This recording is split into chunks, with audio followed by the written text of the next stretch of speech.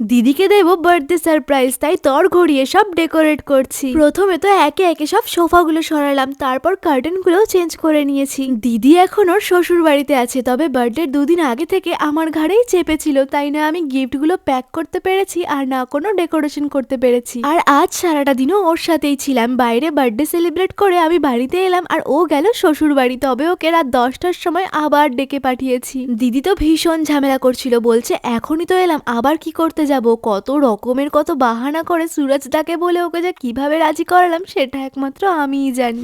যাই হোক বাবা, ফুল স্পিডে আমার ছোট্ট ডেকোরেশন কমপ্লিট আর গিফট গুলোও প্যাক করে নিয়েছি। আর দিদি আসার আগে ক্যান্ডেল গুলোও জ্বালিয়ে দিলাম, ও তো পুরো সারপ্রাইজ। চলো এবার ঝটাপট কেক কাটাকাটি হোক, তারপর গিফট গুলো আনবক্সিং করবে। তবে গিফট গুলো আনবক্সিং করার আগে ওকে আমি গেস করতে বলেছিলাম, ও প্রায় সবগুলোই ঠিকঠাক গেস করে ফেলেছে। আমার তো মার ওপর সন্দেহ হচ্ছে, আমি এত লুকিয়ে লুকিয়ে রাখলাম, মা বোধহয় ওকে সব বলে দিয়েছে। দেখা যাক কি বেরোয়। আসছে নেক্সট পার্টে। Bye bye.